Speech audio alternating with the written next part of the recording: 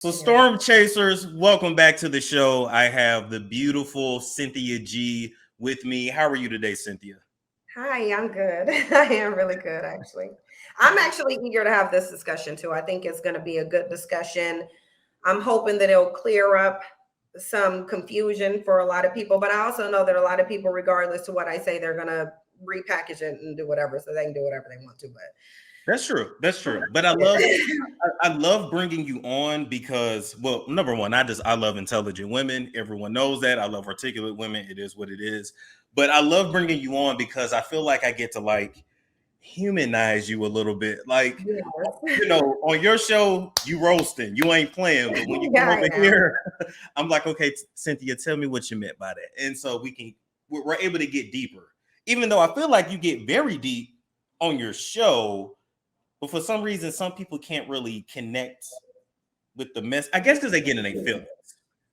They do, but I think that we have very good chemistry, and I don't have to be on battle mode when we're talking. On my channel, I'm in fight mode. I'm operating in masculine. I don't have to do that on your channel. We can, just sit and have a dialogue. And even if you don't disagree, I'm not going to be put in a position to where I feel like I have to like aggressively defend myself. Like I can defend my stance, but I don't have to be defensive, if that makes sense. Absolutely, absolutely. And this is what I wanted to start with because this has been on my mind. Anybody who is on social media watching any type of podcast in 2023, one magical word constantly comes up. This word called submission, right? Because apparently the biggest issue in the Black community or the communita, because we damn sure ain't no kind of united at all, No. is Black women ain't submissive enough. And submission, the definition is the action or fact of accepting or yielding to a superior force or to the will or authority of another person. So I'm gonna keep it real with you. That don't sound all that good. That don't sound all that good. Like that kind of sounds like a slave. And so I guess my question is, number one, do we really understand what submission is? And number two, why is that such a requirement in Black relationships? Well, here's the thing. I think that it's a requirement in Black relationships because it's the Black man's way to compensate for his lack of power and authority and superiority in society. And if it's one thing where if we go back to looking at the similarities between humans and all other species, if you look at all other male species, they obviously it's innate within them to crave authority and power. And so if he cannot actualize as a man, if any man can actualize as a man to where he can have authority and power over something or someone, then it messes up their psyche. Basically, there's a number of different behaviors they engage in order to compensate for that, and Black men engage in them. So I think submission is one way to say, look, I am dominant. Somebody is subservient to me. I have dominance over someone. But the problem from them is that in this type of society, it does not matter how many females you get to submit to you. If you have not proven that you can subdue or dominate another male group, then you're still going to be in the same position. Like you're still going to be seen as the lesser male. You are, because when I think about it, right? Number one, let's double back. They always use the excuse of, well, Christianity teaches, the Bible teaches, but it's like, look, you can't cherry pick the Bible. Either you're gonna follow everything that Bible says, or you really just you're just picking and choosing at that point, because technically a woman shouldn't even have to leave the house to go work, to go do that, to go be under the authority of another man, and then have to come home and still be under the authority. Like it's out of order. So and then niggas ain't even getting married, and it's stupid. So I guess if I was to try to put myself in a woman's shoes, if other men are dominating you, if you as a Black man can go outside and a white cop can shoot you and get away with it, and it is what it is, and we have to beg for your life. If we experience racism, which we do, but we don't really have a way to combat it. Like we're asking and begging to be seen as humans versus dominating and showing showing her power. So how can the woman look up to the black man and respect him and submit and say, I'm subservient, when we walk outside and that white man can do whatever he wants to do to you, or the Arab man, or the Asian man? Yep. Well, I think part of black men's mindset has a lot to do with black women, right? Because it's a symbiotic relationship, and I'm going to explain how. But first, I'm gonna say this: it's not safe nor smart for black women to submit to black men, because you will be submitting to a male who has absolutely no authority, no superiority, and no power in society. If someone can remove him from his home, stop him from actualizing as a male, and intimidate him from protecting that which is his, then it is not safe.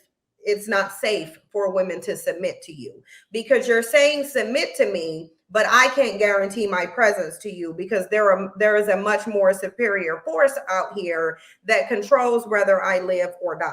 So that's right there the issue. And it ain't Jesus. Jesus ain't the one on earth that's controlling whether black men live or die. Yes. They will tell you themselves, I can't go build a community because the white man will destroy it.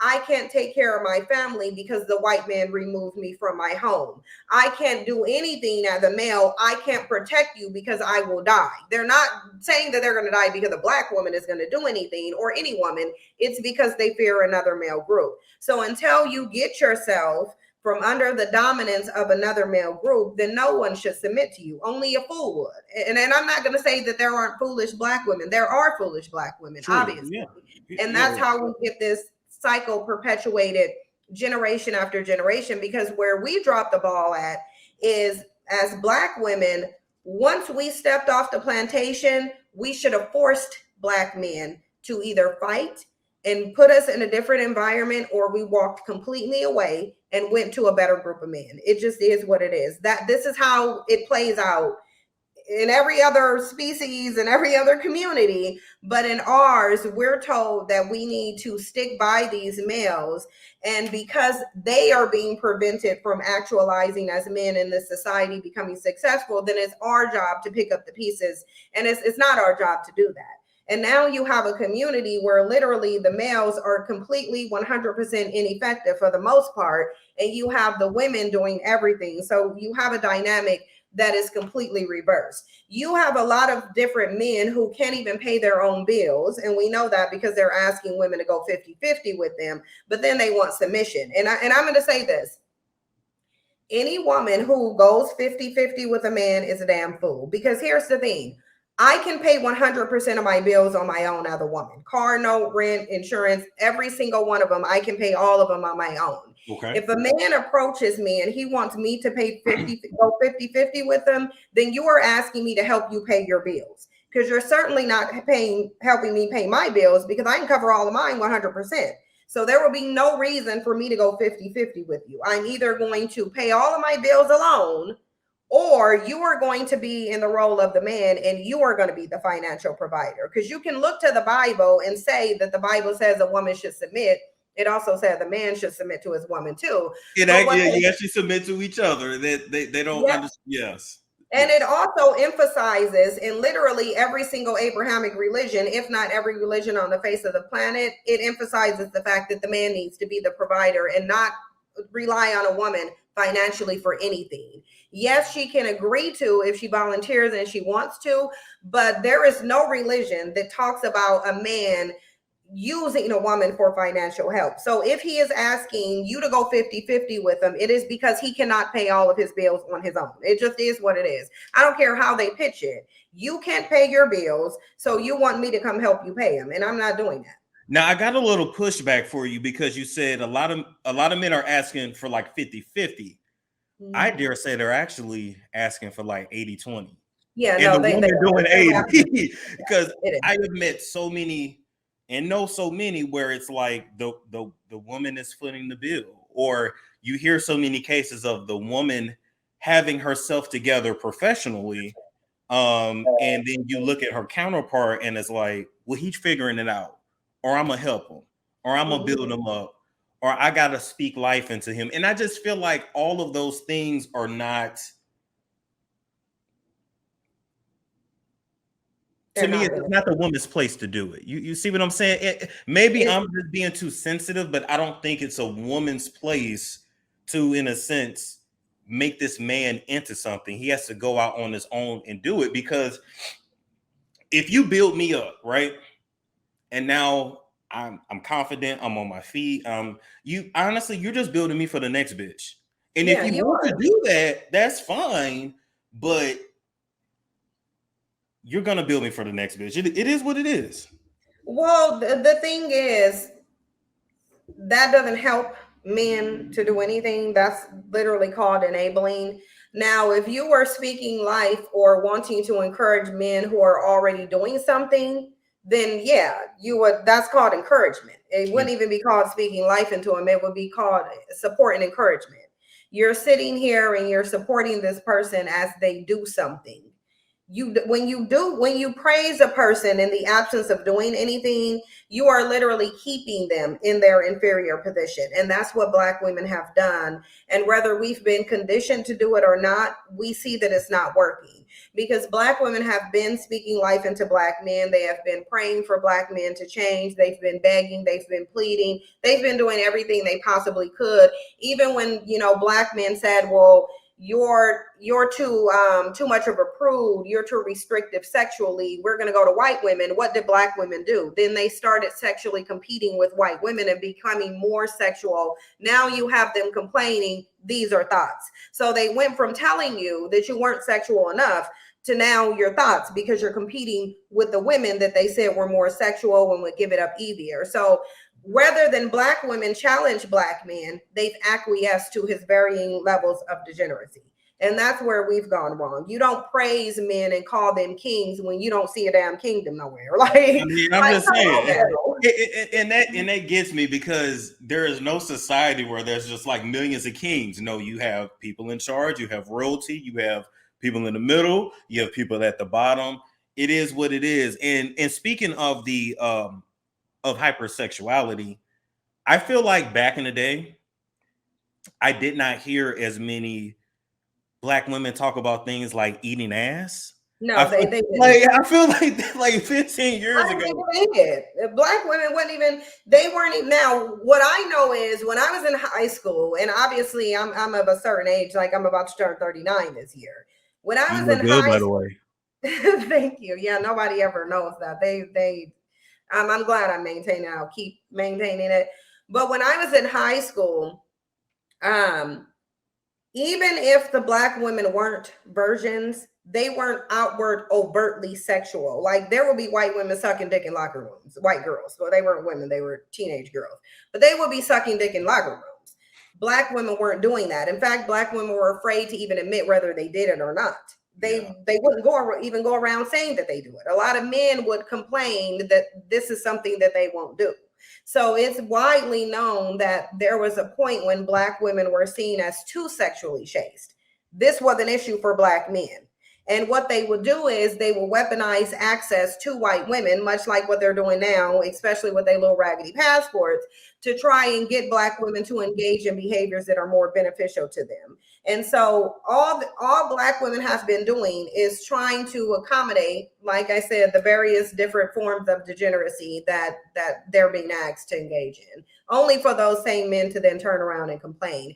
Because there was a day back in the day, they would complain, Black men would complain that Black women were getting on birth control. Like birth control used to be the discussion that they're having now with abortion, talking about, oh, well, Black women are getting many abortions.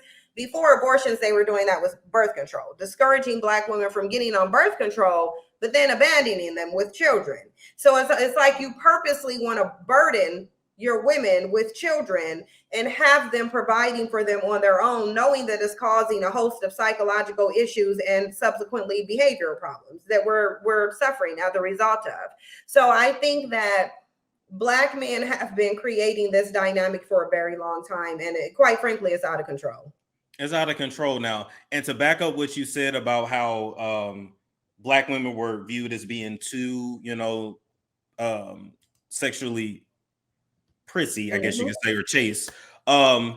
If you remember the movie The Brothers from It 2001, is. It's actually Quiet as Kept. That was one of my favorite it's my movies. favorite movie Actually, too. Yeah. that made me like D.L. Hughley. Actually, It was a really good movie, and they definitely had an interesting dynamic in their marriage. But even that, she was like, "Oh, my mama told me it was nasty to do that. I don't want to yes, suck your but dick." exactly that was one of his main issues in that movie with her was that she wouldn't give him head. He was complaining about that, so she Yep. was very, very chaste. There was a limit on what she would do. And if you go back to a lot of these old movies, you would see that theme in there. There was even some where they would compare Black women to, like, I think even in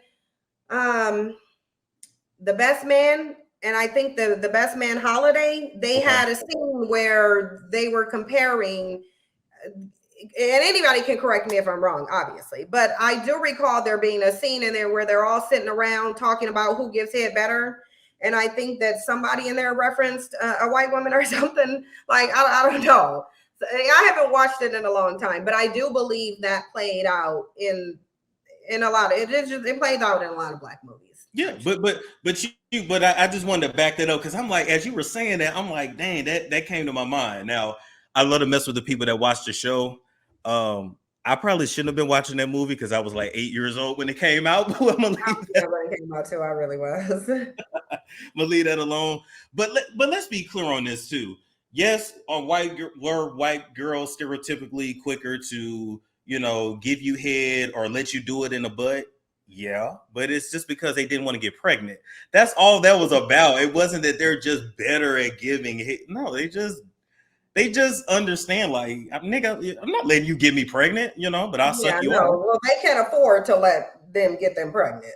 They Exactly. risk too much. It's too huge of an L for. I mean, now obviously they feel like there's more social acceptance, which really there's not, because the white community is still very clear on how they view white women who do engage with Black men. That Yeah, has not changed at all. that's true. I really feel like we need to understand that has not changed. They're still looked at very poorly.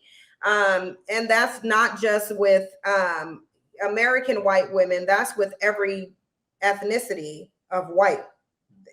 There is no group of women who are looked at as anything other than poor when they get with Black men. And I think that we should be dissecting why. We should be looking at that Because once differently. they go Black, they literally can't go back. Like, you have a Black man's kid, they can't just now be a single white mother with a biracial child is not going to now remarry a white man. In most cases, she's not.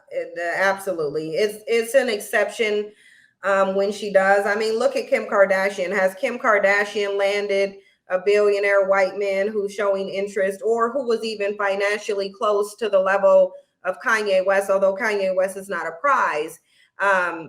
And I don't think Kim Kardashian was with him because she thinks she's the prize. I think she saw it as a huge financial opportunity, which it turned out to obviously be that. But she's now crying and complaining because she's strapped down with these, what, she got 4 kids, four Four kid, biracial children. four biracial children by a bipolar man that is not around 80% of the time. Right. And who we can visibly see running around being a huge, like, Kanye West is a very public person. So Kim Kardashian, not only will she be looked down upon for choosing a Black man, but look at the type of Black. This is not even a mentally stable Black man. This is Yep. an erratic, impulsive, all over the place, unpredictable. You don't know what inappropriateness is going to come out of his mouth on a daily basis. And this is the man that you chose to tie yourself to. So yeah, she can get with a Pete Davidson who has like chump change in comparison to what Kim Kardashian makes. But is she going to get a high quality white man that's sought after? Nope. Absolutely not. She couldn't Absolutely. go get married to Tom Brady. Not at all. No, and even if they did, they would hide the fact. Like, they wouldn't allow her to come out publicly and say it, because it's like, really, that's what you got with? She's literally on film sucking a Black dick. Like, they'll try to reform Kim Kardashian's reputation. Yeah, they'll try to help her reform her reputation as a white woman, which is what they're doing now. They're trying to put her as this legal advocate and savior of all Black people who fell prey to the prison industrial complex. They'll try to do that for her, put her as a white savior to the Black community. If that was loud on my speaker, sorry to anybody, my nail actually hit the speaker. But are they going to look at her as a viable option? No, they're not going to do that with any of the Kardashians. Like none of them. Maybe Kendall, but that's the only one.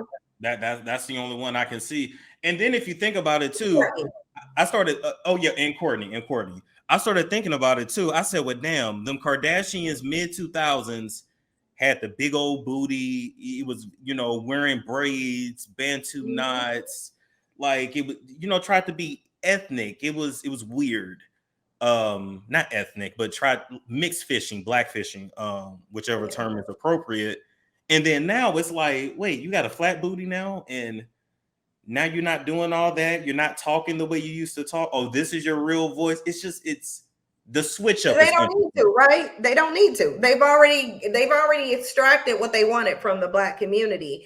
And sadly, a lot of Black women, too many of them support them. And I think that Black women, among many other issues psychologically, as a result of living in this toxic culture that we have, I think a lot of them have adopted the pathology where they want to live vicariously through Black men's preferences, because what we see is a lot of them attaching themselves to the Kim Kardashians, the Cardi B's, and the Danny Lays, and all of these women who have clearly shown that they have a disdain for Black women. I mean, Cardi B, what she was calling Black women roaches and monkeys, and we already know that the Kardashians steal and siphon whatever they want to from Black women. We know Danny Lay was out here screaming yellow bone is what he wants and competing with the baby's baby, only to end up in her position now where you running people over with the car because you out your damn mind because the baby done ran you crazy. But these are women who show that they have a disdain for Black women, but Black women still attach themselves to these women. And I think they attach themselves to them because, one, these are Black men's preferences, and number two, Black men have done a good job of shaming Black women into not speaking against his treason by saying, oh, you're bitter and you're jealous and you mad because she got the man that you want. I don't care about any of that. They can sit there and call it bitter, and they call me every name under the sun. I'm bitter. My daddy was a crackhead. I got left by a Black man as a baby mama for a white woman. They called you a white supremacist. One dude, and I know you know who I'm talking about, but we're not going to say his name, compared you to Hitler. Yeah, but he's not the only one. There's a couple of women who have done it too.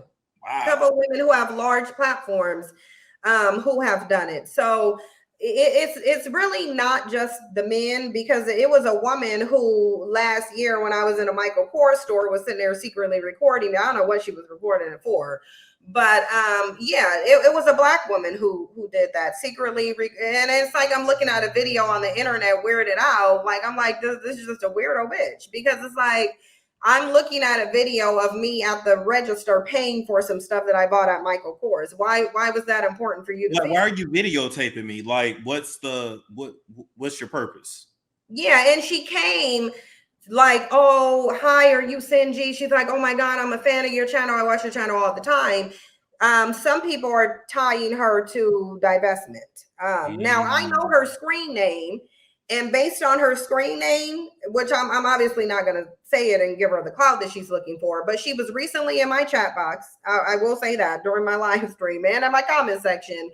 And based off her screen name, you could conclude that she is divestment, because she is, in her screen name, she's celebrating and uplifting white men, and that's what they tend to do. I don't direct Black women towards a certain race of men, because I don't think the race of the man is the primary problem. I think the lack of standards, expectations, and boundaries is the problem that Black women are facing. And you can go to a green Martian, but if you don't have standards, expectations, and boundaries, you're going to get exploited and abused. It just is what it is. It doesn't matter. I learned that even in therapy. Like, we think, oh, I don't talk to that person no more. I'm not going to run into that same issue again. You'll run into that same shit in a different body. Like, until you develop standards, boundaries, and I love that, by the way. I be stealing that shit now. I love that No, I stuff. think everybody should promote it. I haven't always had them. In fact, I'll say most of my dating life, I didn't have them. I had to develop them because this is not something that we're taught. And standards, expectations, and boundaries are the antithesis to ride or die. Facts. So you can't be both. You literally, it's not possible to be both. Because if you have standards and expectations, if being a ride or die conflicts or violates your standards, expectations, and boundaries, then you can't be a ride or die. And in most situations involving a Black man, there's going to be a conflict between your standards, expectations, and boundaries and being a ride or die. And so I think that's why we're not taught those things. That's a good point too. And then it's kind of like, well, damn, if I'm the ride or die and I'm the only one dying, I don't think this is really we're supposed to be ride or die for each other. But if I'm the only one dying around here, I'm the only one sacrificing, it ain't worth it. Let me ask you this. We're living in times now where women, especially Black women, are being expected, whether outwardly or inwardly, whatever, basically being expected to be in a polyamorous type relationship. Yeah. You should just be okay with your man cheating. You should just be cool with it. If he cheats, you leave him, the next man gonna cheat. But my question is, why is no one talking about the high rates of STDs within the Black population? Because if the men are sexually promiscuous, we already know they're not using condoms like that. Then you, as a woman, as a Black woman, if you want a Black man, have to pretty much accept that STDs, STIs will be a part of your relationship at some point. Right. And it's because of what you said, if you want a Black man. Now, a lot of people will negate and try to dismiss the notion of Black male worship, and they'll say, oh, well, Black men aren't worshiped. Listen, you may not be going to church and singing hymns to Black men, an altar of Black men, but if you listen to the music Black women write, if you look at the way they portray themselves with Black men, if you look at the way the community functions, the way Black women are taught, the way there's a complete lack of acknowledgement of Black women having any other option than Black men, then that is where your worship is. They don't deserve it. If when you condition to the women to chase males who have absolutely nothing to offer them, then you are conditioning them to worship those men. So most people in the community are not going to encourage Black women to go seek different men. And we see the people who do, they get ostracized. I was one of them who would do that. I was one of them when I came to YouTube who would ostracize Black women who did date out. It was because of my own ignorance and my own Black male worshiping and not clearly seeing the picture of what's going on in the community. I mean, most people on YouTube are very well aware of me and Crystal and Karazin's ongoing headbutting. That started largely because we were on opposing sides. I was on a side adamantly defending Black men, talking about white supremacy and how the system oppresses and victimizes Black men. And she was on the side of date out. Now, even if I don't agree with the way that she marketed it, so to speak, I can agree with what she's suggesting. I can agree now with what she's suggesting. Okay. And I wasn't able to agree with that without having a larger picture of what's going on. So out of my own ignorance, I was saying that Black women should only dedicate themselves to Black men. And not only was I doing that, I was also promoting the notion that Black women should help Black men to become what they need to become or actualize to their fullest potential. I don't think that Black women should do that. That was a mistake. And I don't have a problem admitting mistakes. That was a mistake. I wasn't doing what I should be doing. I feel now that I am doing what I should be doing.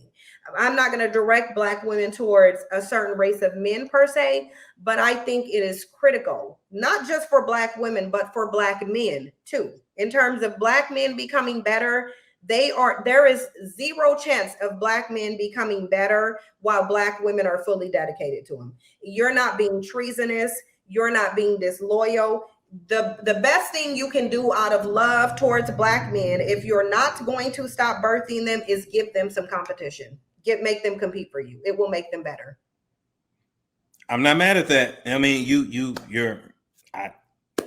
she's telling no lies. She's telling no lies. Oh wow. Okay. Well, because look at what 50 Cent said. Remember that interview that 50 Cent and Lil Wayne were doing that got all of that attention because he was talking about how much he likes these exotic women because you don't see them walking down the street in a hood and you can't just get them. He's talking about the limited access that he has to these women. Why do he have a limited access to them? Because they have other options and other men. He Yeah, and has when he was to broke, they wasn't looking at his ass. yeah, he got to compete with other men. Kanye know he has to compete with other men for a Kim Kardashian. He knew he Absolutely. had to compete with her. He still know. Every time he went around facing another man that Kim Kardashian had been with, he has to compete. Men value what they have to work to obtain. And that's why Tupac said in his video, and it rings true, I don't want it if it's that easy. Now, he may want it, but he's not going to value or respect it. Respected. Nobody No, is. he's not. No, he's not. You're absolutely. And as a matter of fact, using Kanye as an example, every time Kim got with a new dude, and because he was around the Kardashians about 10 years before they actually got together, he would go back to the drawing board and he would put out another album, or he started another business, or he literally constantly leveled up his money just to be good enough. Just to be good enough. But he came in knowing he was good. He wasn't good enough because he admitted that Kim Kardashian made him take 30 showers just to have sex with her. Now, and imagine that. A woman who literally is on film sucking dick, who has a reputation of being with so many different men in the industry, but she is telling you that because you were with Amber Rose, you're too unclean for her. You need to take 30 showers just to be with her. And Kanye came out and told us that wasn't our business. We wouldn't even known. But that was the standard and her expectation of him. If I'm going to be with you, then my expectation is that you need to do something to redeem yourself from being with this lowly woman, even though I'm all over video sucking dick. And lazily, mind you, but very lazily. like that was the laziest head I've ever seen in my life. I'm just like, damn, if you're gonna do it, do that shit. You know, like yeah, like if I'm gonna do it and I'm gonna do it on camera, I'm gonna do it to death. Like I'm gonna do it. I'm gonna really do it. If I'm doing it, I'm gonna show up and show out. Basically, that's what I'm saying. I would do if I'm on camera, but no, that lazy, please. And then Kanye's running around here talking about how pure she is, and then like she over here requiring you to take 30 showers. But what made Kanye lose his mind is her being with Pete Davidson, that white man. That's what made him lose his mind. It made him lose his mind. It made him call Charlemagne and literally yell at Charlemagne on the phone for 2-3 hours about how his wife has to be saved from the white man with a big dick. And and then he literally had an obsession over Pete Davidson's penis, which is a whole nother. I'll let you speak on that. Let you speak on that. It was just like, really? Like that's what you call it? Making calls about? Yeah, but that competition, it just kept them going. Black women do not require Black men to compete with them for them. It's open access. And not only that, but we will advertise our one-sided loyalty. Like how you had Young Miami sitting up in the video talking about how she can't date outside of her race. P. Diddy just had a baby by a white Asian. Literally just had a baby by an Asian lady, a random ass Asian lady who was married. Like So you're restricted. Oh man, let's use Kendra G as an example. No shade to her, but typically when Black women call into her show, they go, my man gotta be Black. I'm sorry. He just gotta be Black and he gotta be chocolate. I need chocolate. I need chocolate. So you got Black women wanting the blackest of the Black. When Black men call in, shit, I'm open. I date all races. I'm white only. Hispanics are more loyal. And it's just like I'm like, Black women, do you not see and I be telling them like, just open yourself up. Now, what pushback do you have for the Black men that say white men don't find you desirable? I think that this black men tell black women that white men don't find them desirable, because if black women go date white men, there's absolutely nothing that black men can do about it. The only power they have is convincing black women that she's undesirable to white men. That's the only thing they can do. So if you want to keep the person that you're exploiting, if you want to keep your greatest asset, which black women have been the black man's psychiatrist when he wants to get some mental help, which he never does. So basically, when he wants to dump his baggage on her, she becomes his counselor, she's his advocate, she's his mommy, she's his attorney, she's his breadwinner, his provider, his protector, the guard dog. Black women do everything for black men. So for black men to lose access to black women would be a problem. And please understand, that's the issue that they have. Look, they can run around and do all this manipulative child's play, talk about they go get their passports. They're putting on a performance for you to try and manipulate you to acquiesce to more of their degeneracy. But at the end of the day, black men are definitely afraid of black women divesting. And that's the only time I'm going to use that term, because I don't want to promote their movement, because I don't agree with it. I get it. Yeah. But that's the really the only thing that black men fear. Because if black women go over to white men en masse, black men can't do anything about it. They can't implement anti-miscegenation laws. They're not going to lynch men of no color for being with black women. They can't do anything. So the only thing they can do about it is to try to convince black women to not go over there to begin with. And the way he does that is say these men are not interested in you. But I think black women need to stop listening to what black men are saying. White men have always been interested in black women, and they still are. And so are Asian men, quiet as it's kept. What a lot of people don't know is how much Asian men actually like black women. And my thing is, I'm not going to listen to you tell me something. I'm going to go see for myself. Yeah. Just go see. Just try it. I was having a conversation with Sabrina Parr, Lamar Odom's ex, and I even told her, like, why don't you try it? You're absolutely gorgeous. Like, why not? And she did. It was just like out of the question for her. But my thing is, if you tried one thing for decades and it's been nothing but failure after failure, why not just try something different? Just one date. Because as a black woman, that's what you're supposed to do. You're supposed to suffer with black men. You're supposed to endure with black men. What you're not supposed to do is go find a better man than black men. And that's why I'm saying it's a worshiping culture. We don't just have black men trying to shame and ostracize black women away from interracial dating. Black women do it too. And that's the problem. It would be different if black women were like, you know, we all have these shared experiences. We're all going through the same thing. A lot of us has been made to single mothers. We've been abused. We've been cheated on. Like, they've done everything to us. We should go out and be with other men. Even if we hadn't gone through all of that, they're doing it. So we should just reciprocate their behavior. That's not happening, though. It's happening, starting to happen more, but this is the first time ever. This is after hundreds of years of you need to be dedicated to only black men. Nobody else wants you. You saw what Umar Johnson did, tried to use spirituality and basically tell black women that they'll be spiritually condemned if they get with another race of men. So there's a huge effort to keep black women dedicated to these men. And you wouldn't do that if you didn't care. If you didn't care whether these women were here and rooted to you, if you didn't have a vested interest, there would be no black men trying to deter black women from being with white men. What do you care if a group of women that you don't even like and that you get your passport from so that you can escape, what do you care if they think a white man like them? Why don't you just let them go out and find out whether he do or not?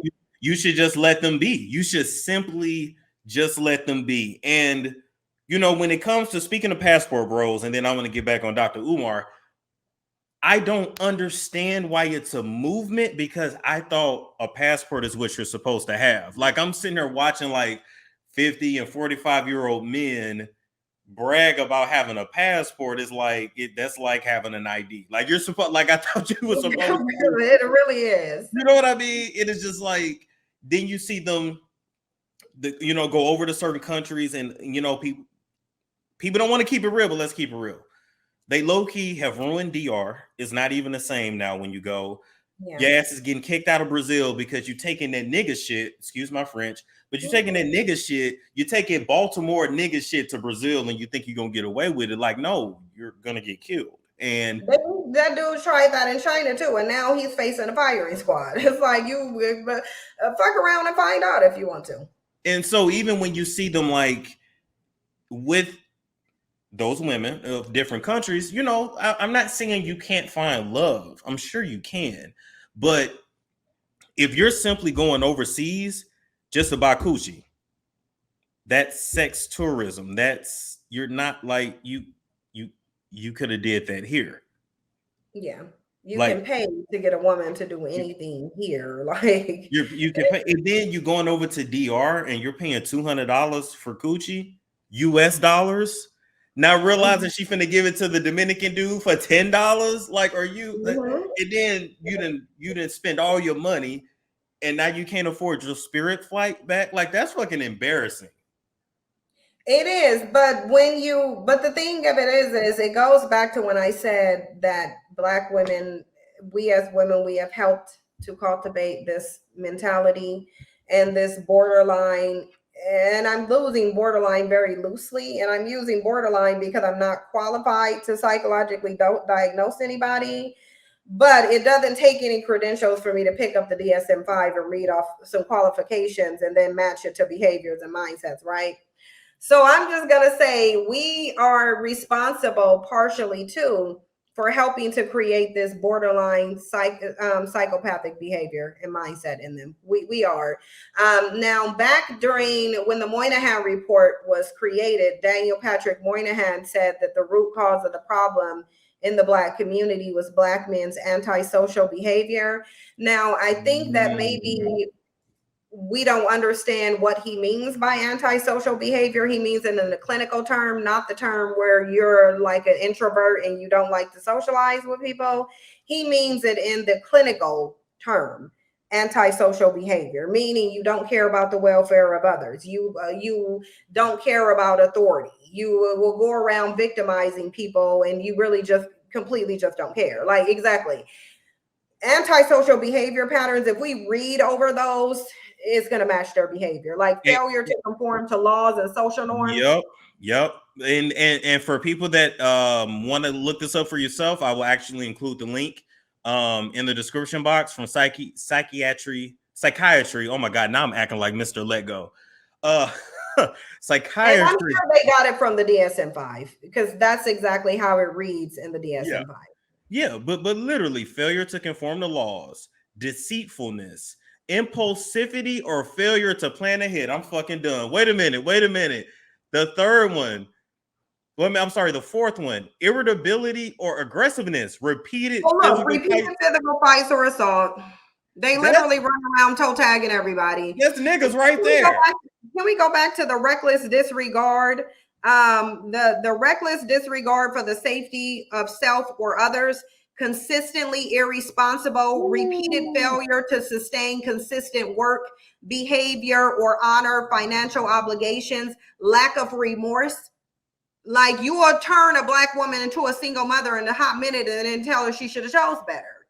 And tell her it's her fault. But I'm gonna be honest with you. This is the majority of Black men I know and that I grew up with. If I'm being honest.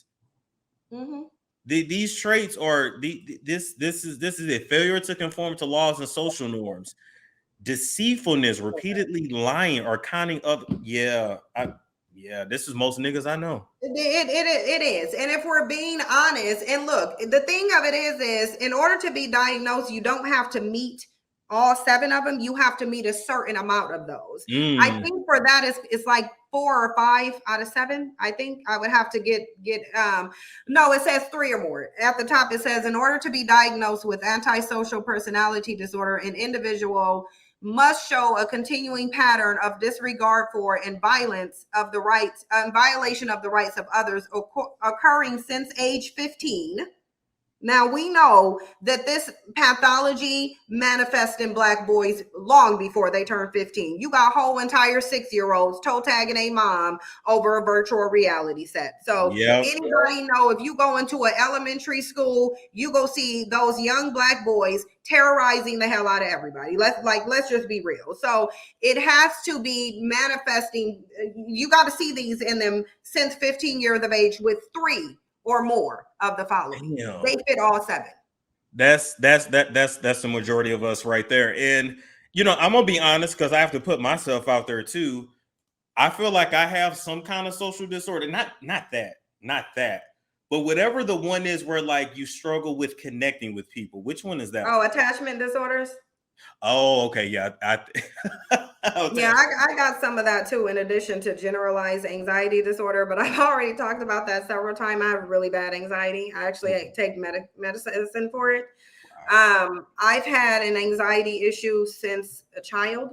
Now, as an adult, since I've studied and got a degree in psychology, I recognize I was thinking about all the patterns and all of the manifestations of anxiety as a child.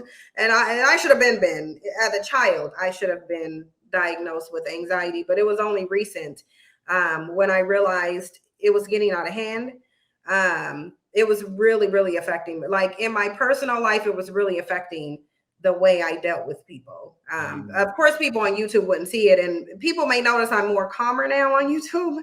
That's a part of it too, is because I have my anxiety being managed. But anxiety disorder is very, very, very real, and it affects mostly women. But antisocial personality disorder, as well as most of them, affect mostly men. There are certain ones that are more specific to women and more specific to men. And antisocial personality disorder is more specific. It occurs more in men than women. That was actually at the bottom of the page too. It says it's 3 times more common among men than women. Yeah. But look right here, people with antisocial personality disorder may not believe that there is anything wrong with them or their behavior and often don't seek treatment. Do Black men seem like they think something's wrong with them, or do they think something's wrong with everybody else? And there's something wrong with everybody else. They think and whoever suggests that they get help, they will attack who suggests that they get treatment. So they're not only are they denying that they have an issue that's been documented in their quote unquote Bible, because they said that the Moynihan Report was their Bible because it confirmed that Black women took welfare. They didn't read the part that said that Black men's continuous abandonment and absence from the home is what required that Black women get on welfare. But because it said that Black women were indeed on welfare, then they call it their Bible. They call it their Bible. And the crazy thing is, in I say Black population because we're not unified, Black men tend to big up the men who carry these traits.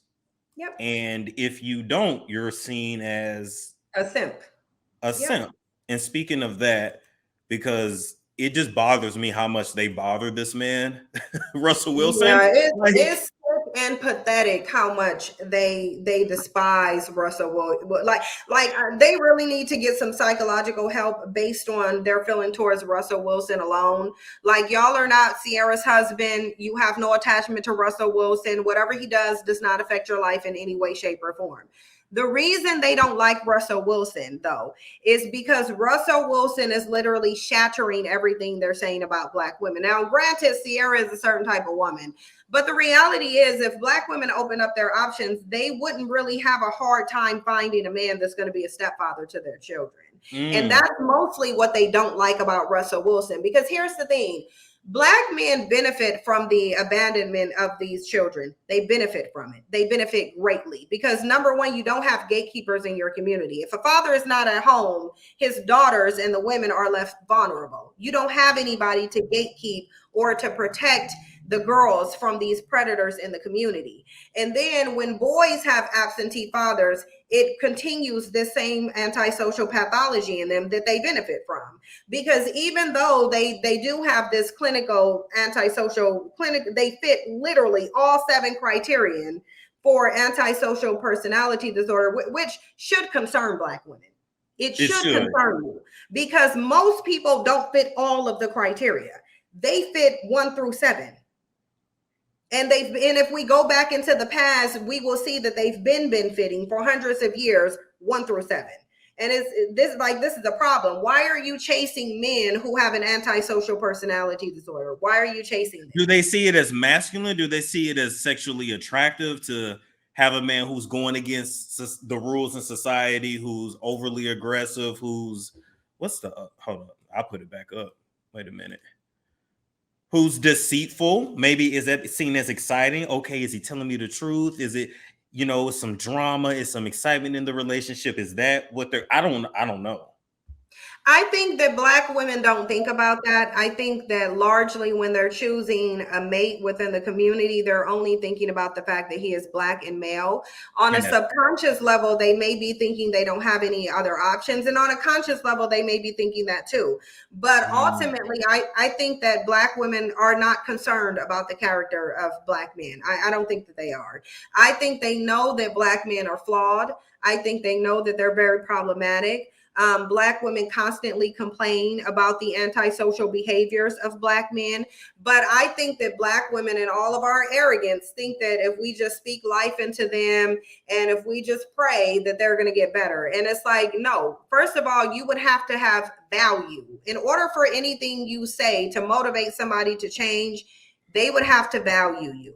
They don't value you because you haven't given them a reason to value you. You've shown that no matter how problematic they are, you are going to stick around. That is not what you do when you want somebody to value you. People only value what was hard for them to obtain and what they can easily lose. And neither one, Black women don't fit neither one of those. It's easy to get you and it's easy to keep you. You're not going anywhere. And that's what we have demonstrated to Black men. We've demonstrated that no matter how much we suffer, no matter how degenerate you become, no matter how abusive you become, no matter how disloyal you are, we are still going to be here. And that right there is why I believe it's the primary reason why Black men have zero love for Black women and absolutely no value. Now, Black women can delude themselves into thinking that they do, but they don't. And they can't even tell you. Like, I've asked many Black men, how do you show love to Black women? Because a lot of them, it's easy to go out there and say, oh, I love these Black queens. I love me some Black women. Please tell me how you show love. They will say, I fuck them. Yeah, they'll say they have sex with them or they date them. Yeah. Now, we both know that you don't have to have any love for anybody to have sex with them or date them. We know. No, you don't. Because a Black man will fuck anything. A Black man will fuck anything. I'm sorry. We got to keep it real. Listen, I've been at the clubs. Look, I've been at swingers clubs, and let me tell you, I have seen, baby, you could be my 1,000-pound life, and yeah, they will, and they're known. That's what they're known for. Like, you don't have obese models like Tess Holliday saying that whenever she wants a self-esteem boost, she rolls through the Black community because Black men love her. You don't have her saying that because Black men have these high standards. You hear women saying that because they already know, if I'm white, I can be packaged however I want to be. Yep. Like, I can be packaged however I want to be. And then, of course, Black men are going to have sex with Black women. That it's the easiest for them. Black women are the easiest for Black men to get. No other race of women is. Like, not even really white women anymore. White women are harder to get now than Black women are. So it's like, of course he's going to date you and have sex with you. Of course he's going to, when you advertise that you will be in a one-sided relationship, you will say that you're going to get him where he can be. You'll provide for him. You'll protect him. Why wouldn't he be with you? Why wouldn't they? Like what part of humans are exploitative by nature? So if you're advertising yourself as the group of women who are the easiest to exploit, then yeah, the males who are the more prone to exploit are going to rush over to you, obviously. It is what it is. Yeah. Yeah, and not only that, but they're gonna say whatever they have to say to keep you rooted to them. Because if Black women turned their backs on Black men, what would they have? Nobody. Yeah, and they know that, and that's why. To be honest, we wouldn't even have content online for our shows. Yeah, no, we wouldn't.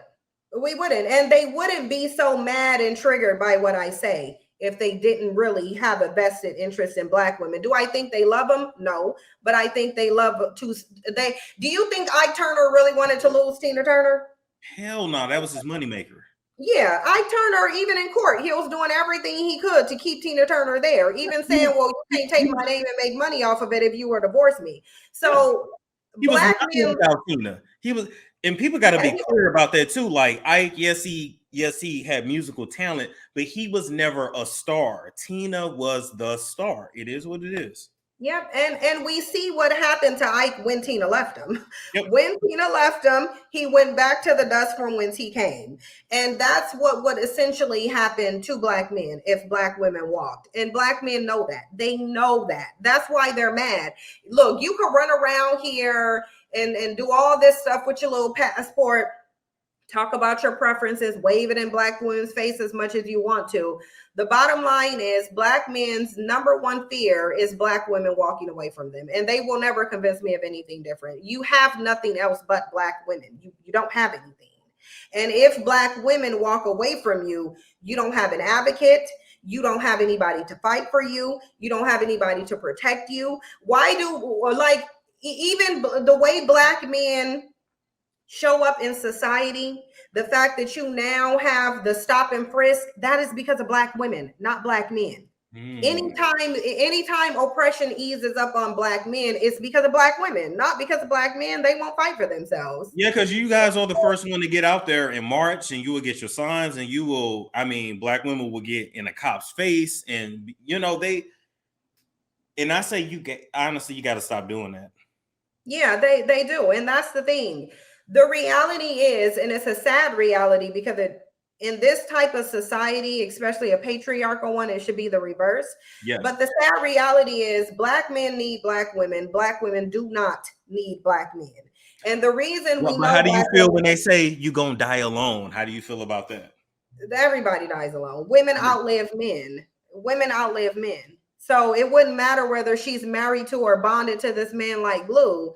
She's gonna die alone because 9 times out of 10 he's gonna die before her. Like that. But that's number one. Number two, last I checked, nobody is buried with their mate with them. Number one, you're not gonna die at the same time, and number two, even if you do, you gonna have 2 separate funerals. You will have 2 separate coffins. Yep. You may be buried next to each other, but it's going to be in 2 different plots.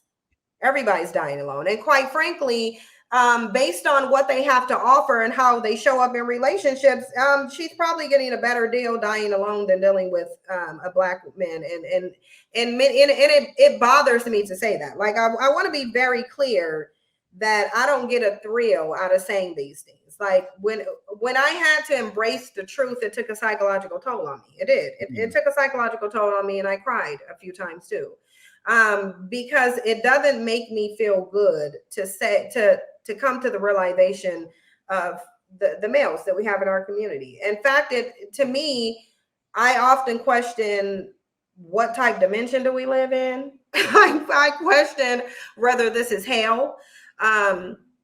I question spiritually, what did Black women do to be the only group of women on the face of the planet whose males act like Black men do? Because it's like I was saying in the beginning, other groups of men, they do oppress and disrespect their women. However, the disrespect isn't going to be put on the world stage. No. And they also give incentives and benefits to their women. All you have in our community is constant disrespect and nothing but that. Like, all we get is disrespect. All we get is dehumanization. All we get is demeaning. All we get is degrading. And then they'll turn around and celebrate the group of women who were toe tagging their children and them to such a high degree that a law had to be passed to protect those women. Those are the women who helped you to be buck broken on the plantation that you were run to, and you have the audacity to say that they're better than the women who gave you life? Absolutely not. Like, that's what I'm saying. They deserve much worse than just selective breeding. If most Black women were to selectively mate and abort every single male child that they were impregnated with, you would be having mercy on them in comparison to what they actually deserve based on what they've been doing. And it's a problem. It's a problem. And I think most Black women don't face the reality because it is a hurtful reality. It's a traumatic reality to face. It's devastating to face the reality of who we're giving birth to. It's devastating to face that reality. So I do understand to a degree the pushback from Black women and the unwillingness to face reality, because it is psychologically traumatizing. It is devastating. It devastated me when I did the research. It devastated me. I was like, this is a problem, and it's been going on for a very long time. A very long time. This has been a problem, and in all of that research, I never found one thing Black women did in response except praise. Never issued a consequence, never did anything to correct the behavior, only consistently being loyal and consistently praising. So that is where we have to take responsibility. You do not praise men when this is how they act. You don't praise anybody, males, females, you don't praise no one who acts like this. The only thing you should be just constantly, at the very least, we should have walked away a long time ago, like a long time ago. And we're suffering because we haven't. Like, Black women are suffering. Your children are suffering. Generation after generation after generation, you suffer and your children suffer. Like, even just by virtue of Black women, this environment, like, you feel like your males are more likely to be toe tagged. The system is against them. They're going to be funneled from the school to prison pipeline. They're going to be mass incarcerated. Why would you want to birth them into the society? Then why? Why? This is not the environment that you birth them in. And I want to have a rebuttal for you, but I don't, because that's the same way I think it. Like, if it's so bad, why continue to bring children into this system? Right. It's not fair. It's not even fair to the kids. It's not right. It's not fair to them, and they're saying it. Like, how many Black men condemn Black women for giving birth? How many of them condemn Black women? They're condemning their mothers who sat around and took care of them when their father said, I don't care enough about my child to do so. And they got the nerve to sit up and talk about single mothers. A woman who decided to dedicate her life to the struggle of raising you on her own, and you turn around and condemn her and say she has no value. And identify with the parent that left. Yeah, highly identify. A lot of them praise them. And it's like, okay, well, you've been an adult for a long time. Why your daddy ain't got no relationship with you? Yep. Let's say it was all your mama fault. Okay, now you 18. Where your daddy at? Mm-hmm. And it's a repeated cycle. Yeah. And as Black women, we act like we don't see it. We act like we don't see that both males and females, children, Black men are suffering because of Black men. Like, we can say all these things about how they feel about Black women and their own children, but a Black man is more likely to get toe tagged by another Black man than anybody else. Which is honestly why it's honestly why a lot of times Black men don't hold other Black men accountable for their actions and behaviors. Like, a lot of times Black men will say, I'm just minding my business, I'm staying out of it, that ain't got nothing to do with me. But the truth is, we know that the majority of Black men walk around with low self-worth and low value. And so you're going to look at me as another Black man as the enemy. And if I just intervene and say anything, I know that I pretty much have to be ready for a battle. Even if I'm telling you right, even if I'm saying, maybe don't be that hard on your kids. You know, it ain't cool to smack your woman around. It's a battle. It's a battle. Quiet, you know what? Quiet as it's kept, I think Black men resent Black women who do this so-called speaking life into them, because you are lying to them. And all they have to do is walk outside of their door to see that they are not a king. Why are you telling your sons that they are kings? And then you're putting them in this environment where they're going to be shown that not only are they not a king, but they are the peasants of society. That's how they're going to be treated. So I think there's a level of resentment that Black men have towards Black women for birthing them into this environment, because every Black man knows that the only reason he's living and breathing and suffering as a Black man in this environment is because you decided as a Black woman to give birth to him. Now, can you go into detail about what selective mating is? Because a lot of people have it twisted. So what is selective mating? Okay, so we can go with the definition, and then I'll talk about how it should be used, because of course anything can be used for both good and evil. I think we can use Christianity as the greatest example of that, and that's really Amen. ironic considering most Black people in this country are Christians, and Christianity is the number one thing that has had dual purposes. But the definition of it is, so it's choosing a partner with particular characteristics to breed together and produce offspring with more desirable characteristics. And in this definition, it literally says humans have selectively bred plants and animals for thousands of years. And what they really don't want you to know is that they selectively bred humans for thousands of years too. They They did. selectively bred humans. They But did. it's essentially the clinical term for choose better. Literally, it's literally like the educated term for choosing better. Select your mate based on the qualities that you want your child to have. That's what you need to do. Do you think the Kardashians ain't over there selectively mating? Oh my God, they got one dude that's a basketball player, another dude The of a Jewish talented musician. background, got another dude that's this, another. Of course they are. Hell yeah. Yeah, they're selectively mating. Everybody selectively mates. When you say you Now, will only date a man that's 6 feet plus, that's a version of yep, selective mating. It's okay. when you say you only want a dark-skinned man because you want dark-skinned babies, you're selectively mating. Now, you're doing it in a foolish, superficial way, because why are you judging based on skin tone? But nonetheless, you are still selectively mating. Choose a partner based on the desirable characteristics that you want your child to have. That is what you will do when you selectively mate. So if you want a child that's going to be like an athlete, obviously you would then procreate with an athlete. Then you Yeah. would have your children coming with athletic abilities. If you want your child to be smarter, procreate with a person who has a certain IQ. They Like had it's this early. Yep. Yep. yeah, it's really not rocket science here. What traits do you want your child to have? If you want your child to have certain traits, go find it in a partner. Go find the mate who have those traits. And we haven't been doing that, with the exception of skin tone. We've been selectively mating for skin tone, but that's about it. That's all there is to it. So if I want a man if I want my child to be responsible, have integrity, have a love for his community, a love for his own Blackness, believes in fatherhood, I'm gonna need to mate with a person like that. Of That's who I'm course. not with some bandits who think it's a problem if a man is the stepfather, you go call him a simp. I'm not gonna have a child with a man who thinks that a woman chooses to be a single mother because she gave birth to a child. Like, if by virtue of you, if Black men think that by virtue of you having sex with them, then you are choosing to be a single mother, then obviously you should not be mating with them, because you're just going to get single mother.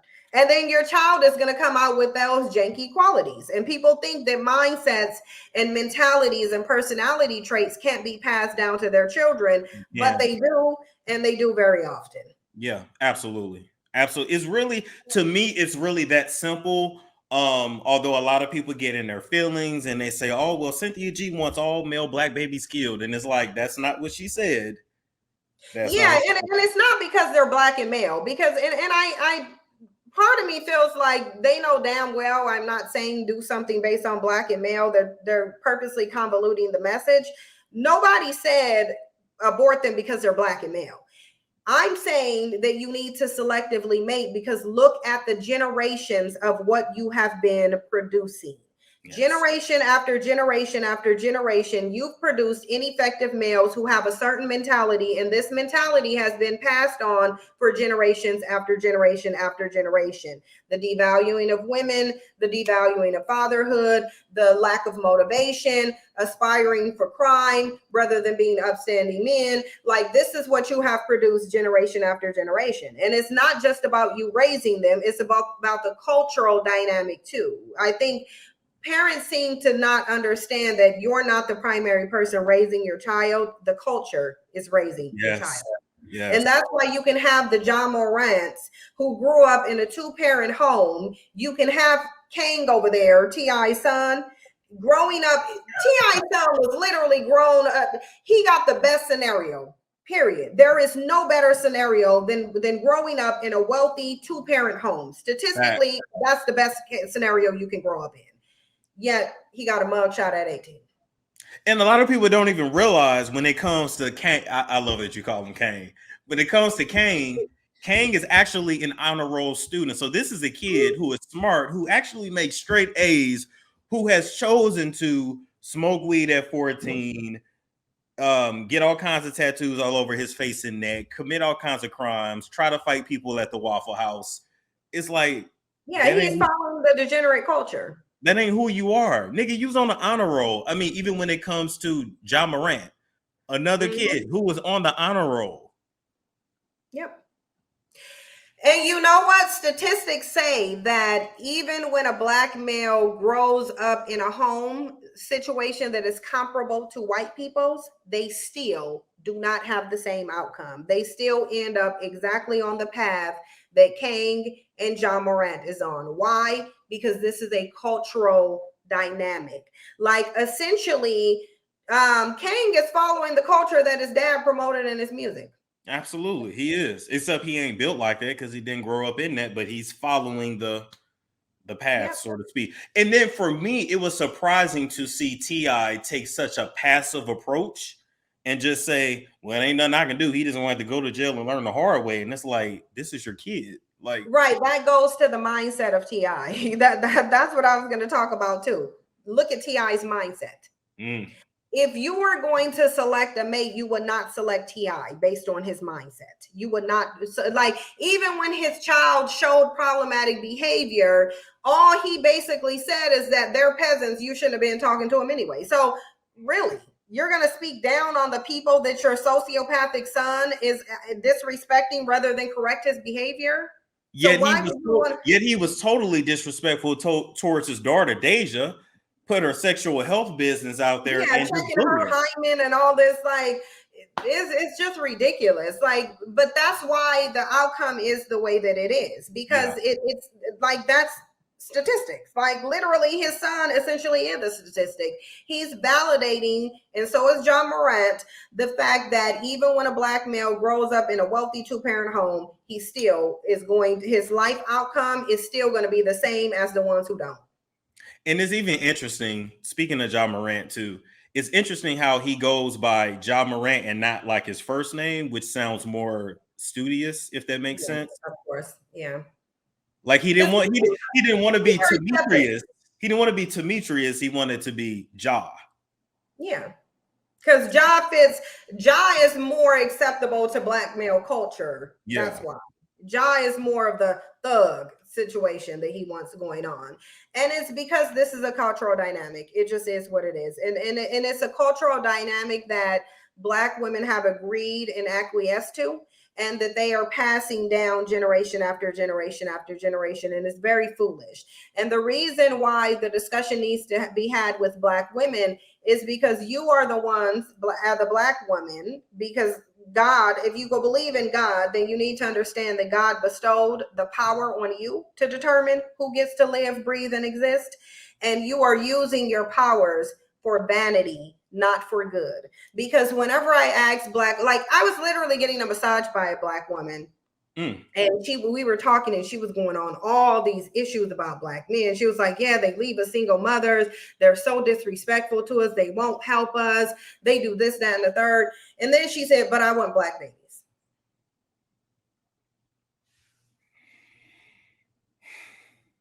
I guess my question would be, why is it so important that your babies are Black? Vanity. Black women have a problem with vanity. And what's ironic about it, that's the coldest part about it, is that Black women are chasing Blackness and Black men are running from it. And that's what's really interesting. I don't hear Black men talk like that at all. Like it's rare I hear Black men say, I need a dark chocolate sister. I need, like, I don't hear that shit. And then let me say this. Look at Danae Jackson, right? Oh yeah, the mess that she is. Submissive, natural, no makeup, nothing too, very modest, and he's cheating on her with Instagram thoughts. So what do these niggas really want is the question. Like, what do you want? You know, the reality is Black men and Black women are not compatible. The only thing that we really have in common is our skin tone. But if you think about the desires and values of Black men, they're in direct opposition to the values and desires of Black women. And that displays in behavior too, because if you look at what Black women are doing, a lot of what Black women are doing things to better themselves. And it seems as though Black men are trying to dig themselves into a deeper hole of degeneracy. When you think about Black women wanting marriage and stable families and, you know, security, that's not what Black men want. Black men want sexual promiscuity. They want different options in women. They want to be able to rotate them. They want material possessions that depreciates in value so that they can stunt. So Black women want Black children. Black men promote mixed babies and having light skin and white phenotype. So like, we're not compatible as two groups of people. We're not compatible.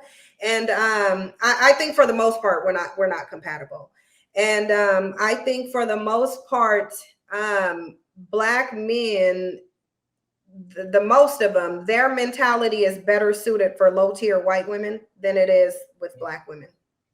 They have more in common the way they think. I gotta chop that up. You said a fucking bar. Yeah, they do. They have more in common with them. Actually, sadly to say, if you look at what Black women are doing and what Black women value, Black women are more compatible with white men. Interestingly, they are. They're more compatible with white men. Because if you look at the two communities, who are the two strongest members of the community? Black women are the stronger members of the Black community. We're the most productive. We're the ones who's doing everything. That's what white men are to their community. Am I telling Black women to rush out and go find white men? No. I'm saying go find a man that you are more compatible with, because you're not compatible with Black men. And it even plays out in their marriages. There's a reason why we have the lowest marriage rate, the highest divorce rate, and the lowest marriage quality rate. Is you're not compatible. And it's like, I feel like Black women are trying to force a situation in relationships with men that they are not compatible with. We're just not compatible at the end of the day. And you know what? I don't think there's anything wrong with just admitting that and being honest. Now, do we have the highest domestic violence rate, or is that like with lesbians? We have the highest domestic violence and domestic fatality rate. We also have the highest rate of extramarital affairs and the highest rates of diseases among any married demographic of women. We have that as well. Again, it goes back to compatibility. We should be compatible. You would think that because we have these shared experiences, we're of the same race. There's a lot of things that we should be compatible based on, but we're not. Like, even when you think about how Black men view racism and systemic injustices and inequalities, that's not even compatible with how Black women think. The only time Black men see systemic injustice is when I'm doing something that I'm looking at a consequence for, but white men don't get a consequence for it. Then that's when they see oppression. That's when they see unfairness. They see unfairness like what Kanye West is doing right now, running around weaponizing his biracial kids against Kim Kardashian. Now all of a sudden he sees this Blackness. Now all of a sudden he needs to protect his Black children. That he was literally sitting up in an interview saying that he doesn't even want his children to think they're Black. But now all of a sudden, because once Kim Kardashian decided to leave him, i.e. he's not getting white acceptance from the white woman, then he starts weaponizing his Black children. When he threw that rant against the Jays, it is because he wanted white male acceptance. When he wasn't getting white male acceptance, then he's going to run around talking about he go rain fire down on the Jays. And it's like, but then turned around and said, at the end of all this, he's going to make the Jays be his friend. The only time they see oppression is when they do not get the acceptance from white man or white woman. That's the only time they see it. Or when Black women ask them why they aren't doing anything or building anything. Then yeah, they'll use oppression as an excuse. They'll say, well, we're not doing this because we're oppressed and they won't let us do this and we don't get loans for this, that. Black men are in a financial position where they don't even need loans. Like, if you took all of the Black millionaires and billionaires, you don't need a loan. Yeah. You don't need a loan from nobody. But the reality is they don't really see themselves as oppressed. Black men don't. If you look at their behavior and their willingness to violate laws, their behavior is saying they're not really concerned about any oppressive force. There's no, even when Yeah, it because comes they to know somebody gonna come and pick up the pieces. yeah, even when it comes to child support. Okay, Yeah. you can sit here and complain about child support. It's not causing you to not create these children. So you're obviously not that worried about child support if you keep recklessly going around creating children. If you don't impregnate anyone, no baby can be birthed. They control pregnancy, but they're running around acting as if they don't. Men control who gets pregnant. Men have to impregnate. The men have to impregnate. And speaking of that, can we talk about the seed, the black male seed? Does the Black men woman don't have even the have seed or does the man have a seed? men don't have seeds, they have fertilizer. So I mean, they can sit here and be annoying. And first of all, there's this silly notion that the sperm brings life to the egg. First of all, a dead womb, because their whole thing is, oh, her womb is dead until he activates it with its fertilizer and then it springs to life. If that were true, then you wouldn't have women who are barren. I don't care how much nut you shoot into a barren womb, no baby is going to get produced out of that. So you obviously do not bring life to her womb. If you were bringing life to her womb, every pregnancy would result in the birth of a child, and we know it does not. Miscarriages exist, and miscarriages are very common. So if you were bringing rigid life to, I'm trying to find the right word for it, but if you were unequivocally bringing life to her womb, every pregnancy would be viable. There would never be any miscarriages, and women wouldn't be barren. You would never have a situation of women infertility. It would not exist. The reality is he's not bringing life to her womb. He's bringing his genetic code to her womb. Okay. That I like the way you put that. And how else is it going to get there? Like, yeah, because I've literally heard certain people say, well, you know, the seed, the sperms, although it's actually the sperm within the seminal fluid, but I understand people don't know that. They don't get that. But you know, the sperm, it moves and it's the active one, and her genetics is it's not brought alive until we get in there. And it's just like, oh man. Because I thought babies were 50-50, and then that it just, I was like, oh, okay. All right. Life has to develop in her womb. I don't care what these males and black male worshipers say. The life is created in her womb. If her womb chooses to not create that life, there is no life. I don't care how much of your sperm you put in there. Actually, only a piece of your sperm is even going into her egg, and the rest of it dies off. You need like what, 40 million sperms for one egg? True. Because most of them are they're just going every which way. And it makes me think too, I think the most embarrassing display of oh damn, I can't go in that hard. So I know somebody that knows Akon. Anyway, I'll put it this way. When Akon said I could nut, he's an idiot. And make a baby on his own, I could just nut right here and a baby would grow. A nut into I forgot what he called it, and the baby would grow. I was just like, nobody's gonna check that. Nobody's gonna say anything. It's for women to check that though. At the end of the day, I think that if men are going to run around and tell women that their sperm brings life, the women need to then call their bluff. Don't develop a child in your womb. Then let him go nut wherever he needs to, and then create the baby that way. Women really need to call their bluff. And the reason that they're running amok and saying arrogant things like this is because women won't show them who really have the power.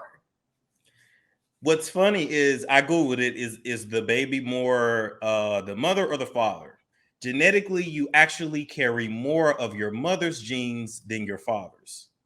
And I don't know who would need to ask that question, because obviously if the life is developing and growing in her body, then clearly, like, obviously the only genes that he's bringing is from that little piece of sperm that the egg allows in there, because the egg has to allow your sperm. It has to literally open up and let your sperm come in there. and then the rest of them die. So if you were just bringing life with your sperm, you certainly wouldn't need at least 30 to 40 million of them just for one of them to reach that egg. That the life is in that egg.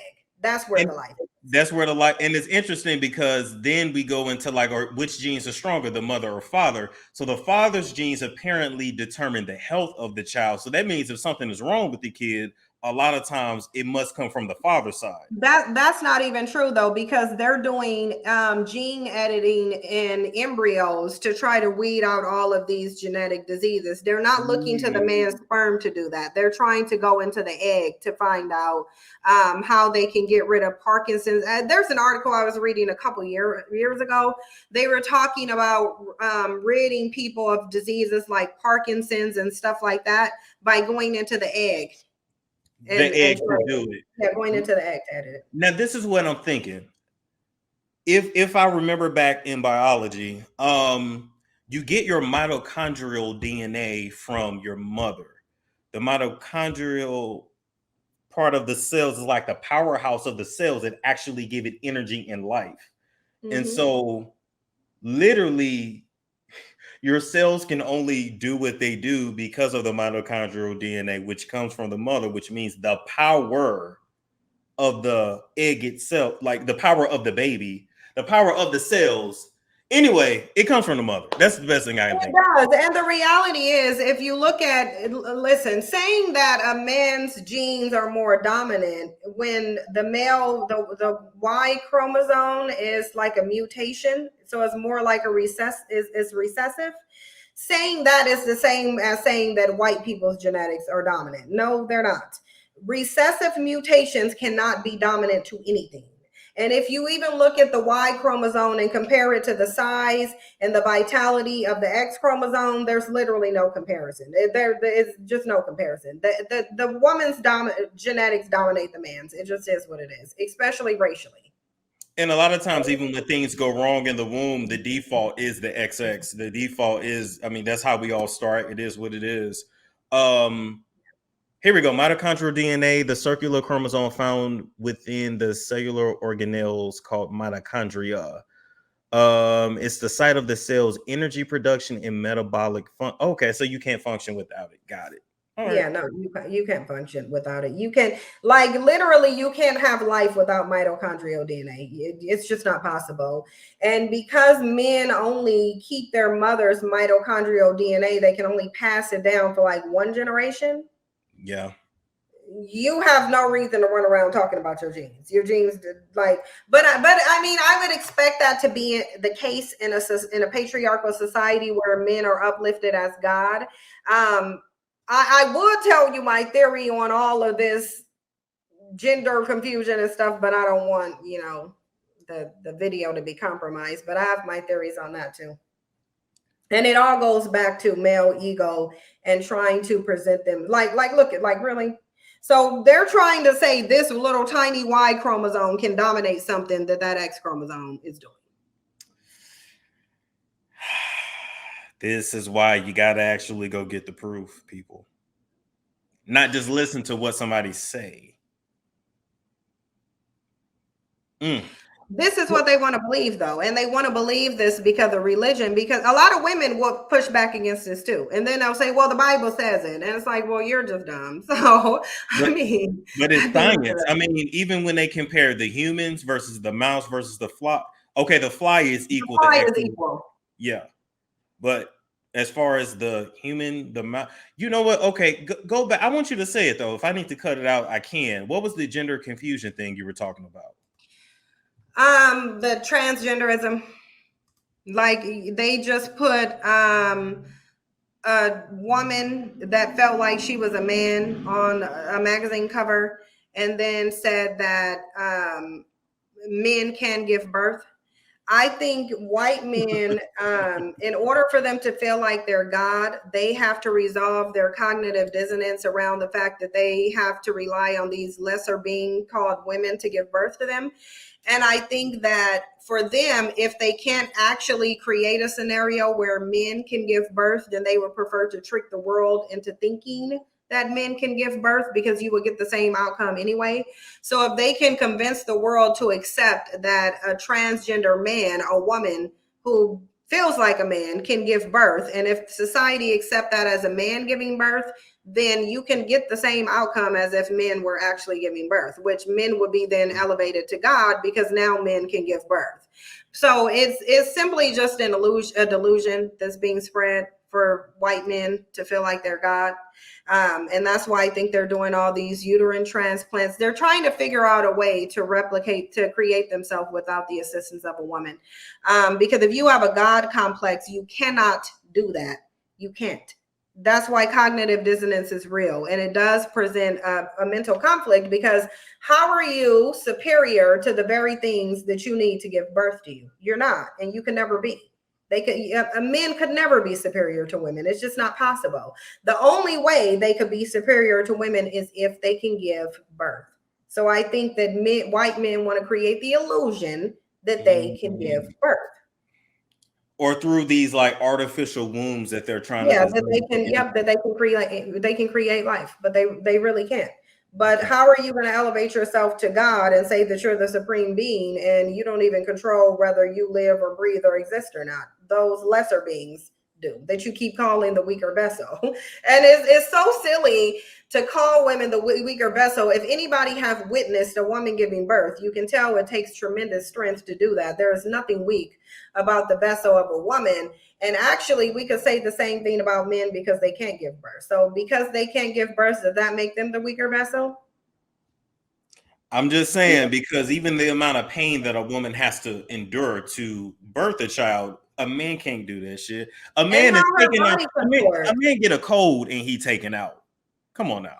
Well, and even if they did uterine transplants, the man's body nor is his psychology built to deal with childbirth. And this is where we see the ignorance of men, for them to think that childbirth is simply a uterus. And it's like, no, you need more than a uterus to be able to bring life into existence. And if they were life givers, then they would understand that it takes more than just a uterus. This is about your psychology. This is about your mind and your body having to be in sync in terms of the changes that's going to happen, the enormous amount of pain that happens when you give birth to that child. The way your body contorts, the way your bones shift, the way, like, there's just way too much to it than just taking the uterus out of a woman and planting it into a man. And it's like, there's such a, it's so ignorant that it's offensive. Sorry, there was a fruit fly flying over here. The notion that a feeling is the only difference between a man and a woman is hugely offensive. Yeah. Like to say that a man can be socialized as a male for all of his life, and then because one day he feels like a woman, then automatically he is a woman. That is incredibly offensive and disrespectful to women. It's incredibly disrespectful. And I think women don't even understand how disrespectful this is. They're literally saying your womanhood is nothing more than a feeling. If I feel like I'm a woman, then I can be a woman. It's insulting. It's a problem. It's a huge problem. And I wish that more women would speak out, but for right now, white women are the loudest, most vocal voice against it. And I think that Black women need to back them on this one. Like, because but Black women don't even see how this is a problem for them.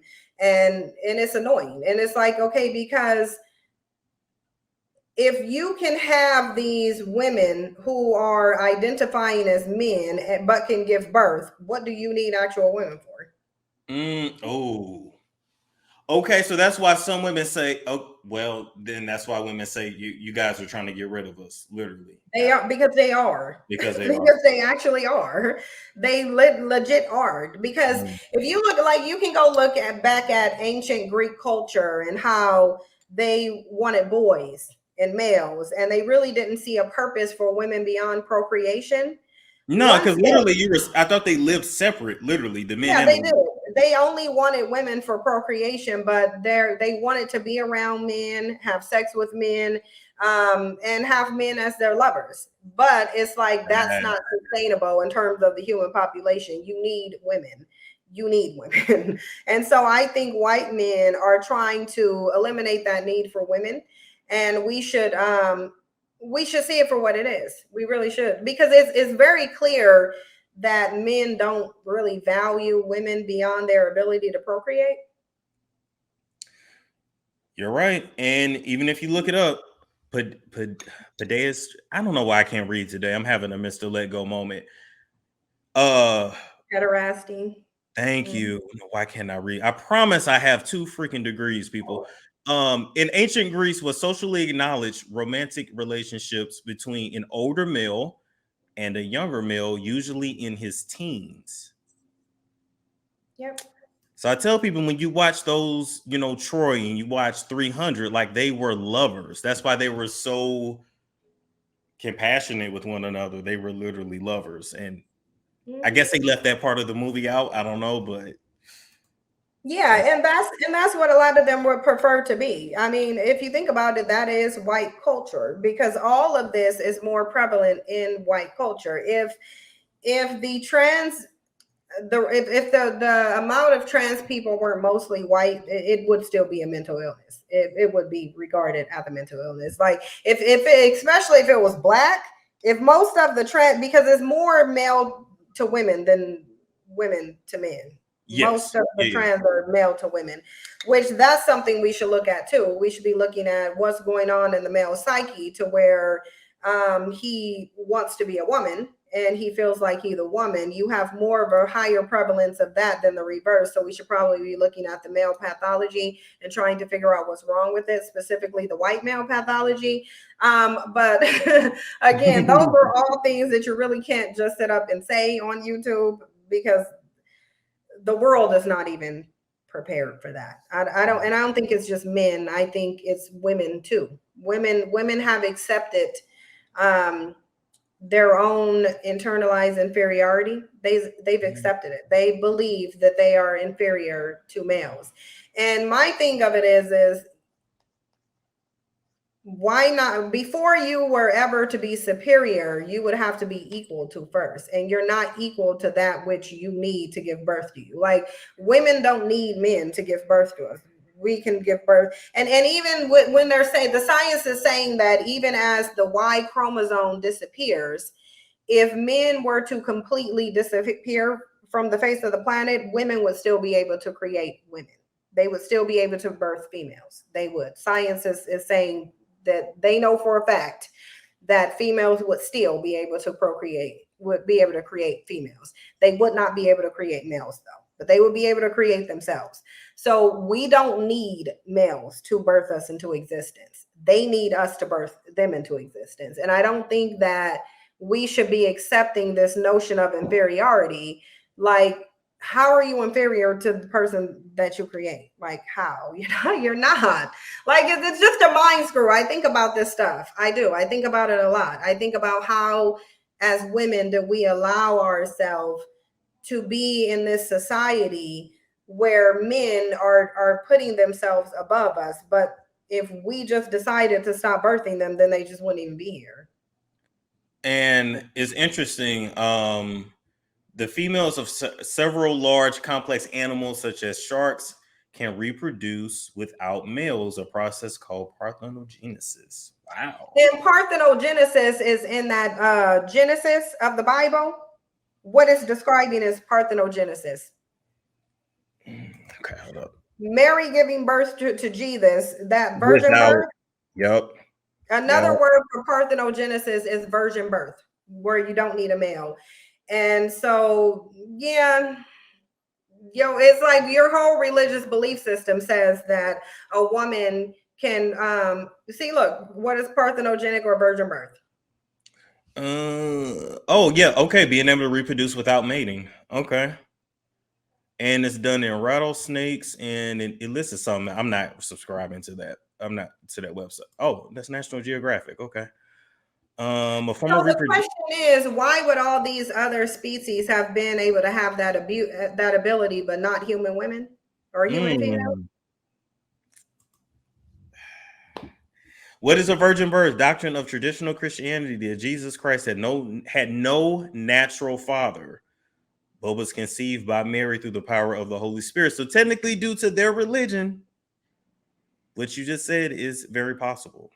Yeah, according to their religious belief system, to be a Christian is to believe in parthenogenesis. I Right mean, there. because even with the introduction of the New Testament, it didn't change the fact that Mary conceived without a man, without mating with a man. So even if they say, well, that was the Old Testament, well, the New Testament doesn't negate that. So to be a Christian is to believe that women, or at least human females, have the ability, or at the very least had the ability to create without the assistance of a man. So it's like to think that humanity would just die off if males didn't exist, or if the Y chromosome didn't exist. It's really just silly, and it severely minimalizes the obvious power that women have. But we live in a society where women have been conditioned to be disempowered, not empowered. And that's why I'll get demonized, and I'll be called a demon and an abomination, and they've called me all of these things. Like, I get attacked and persecuted like very harshly. Yeah. I've been called a demon, a Jezebel, a witch. I've been called everything, simply for speaking facts. Because regardless to what you choose to believe in, reality says as a male you don't exist unless a female gives birth to you. Like, this is indisputable. It is what it is. Yeah. Yeah, And it's funny. And it's funny because I think people see more women waking up. I think people see more women following, or just honestly just agreeing with what you say. Like, I see it in comment sections. I see it out in public. It's very real. But let me ask you, why do you think the men are so threatened by you? Because my thing is, if you are wrong and crazy and this and that, why not just ignore you? Because they know I'm right. They know I'm right, and I won't back down. I think that's their problem. I won't back down. Because why not have a debate? I would love to see you, and I've said it before, I would love to see you have a debate with one of them. I would host it. Because they will lose, and they know they'll lose. They'll lose, and they know it. And I think the largest issue is that they have not seen a Black woman come out with this message who stands 10 toes down on it and won't back down from it. Because I'm not the first woman who presented this idea. We both know that. Yeah. But is that person still around promoting it? No. Okay, so clearly something has been said or something has happened to cause that woman to go away. I won't do that. I'm not going to back down. I don't, whatever their attack is. They can't bully you. They can't bully you. They can't bully me. And that's the problem that they have, because when I came to YouTube, they were wreaking havoc on Black women. They were terrorizing the hell out of Black women, and Black women who were attacked, they would either stop talking about what they were talking about or just change their content to something else, or just completely get off the internet. And it's like, no, I'm not going to do that. And I'm not going to do that because I actually care about Black women and the future of Black people. I actually do care about the future of Black people.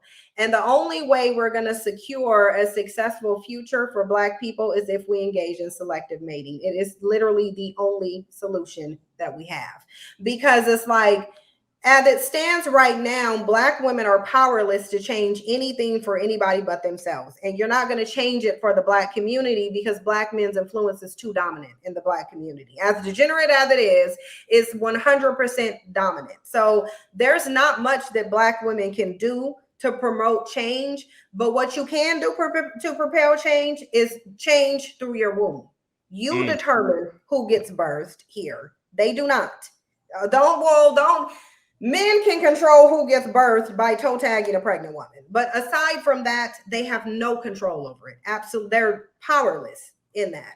Black women have the power to shift the community through their wombs. But the problem is they have to have value in themselves enough to say that I don't just want a man because he's Black. I want him because he has the appropriate mentality. He values fatherhood. He values his community. If you're going to be a Black woman who's obsessed with your Black skin tone, then you should only seek a Black mate who is also obsessed with his skin tone. And I think the problem that Black women have is that if they were selectively mating effectively, it's going to eliminate the majority of Black men. It just really is. Period. And I think that's the problem. It is. And I think that some Black women are going to have to be okay with not ever having children in this lifetime. Yeah. And I think the problem that Black men have with the selective mating is that I'm saying, look, they're the problem. So if you want to eliminate the problem, then you have to reduce their population. You have to. And the thing is, it's not like you can't replenish the population. It has to decline first because you're going to be selectively mating. So therefore, there's going to be less mates who are Black. But you thin the herd. Yeah, thin the herd, then build it back up. Build it back up with what you want, with the appropriate mentality. Men who have no problem competing with other men. Men who have no problem stepping up to the mantle of manhood, who can be protectors, who can be providers. And Black women can find that, but it's like there's an unwillingness to acknowledge that they're not going to find that in abundance in the Black community. We've made mistakes as women, and this is the way that we can correct our mistakes. Black men want us to take accountability. This is the way we can take accountability. Ooh, it's our womb that keeps birthing this into existence. So now it's our womb that has to correct their mistake. You either want us to take accountability and fix our mistake, or you don't. Exactly. Before we get out of here, one last subject. Iyanla Vanzant.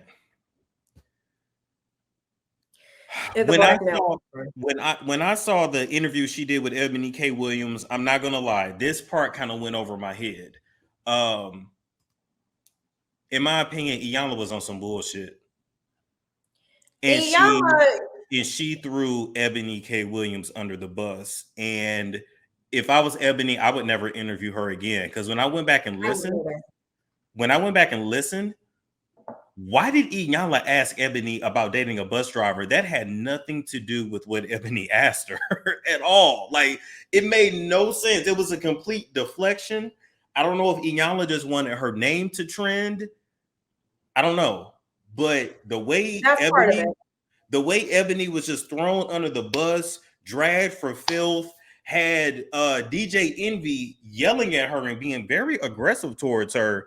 Mind you, when Gunplay said, "I'll smack the shit out you, DJ Envy," DJ Envy did not have that kind of smoke.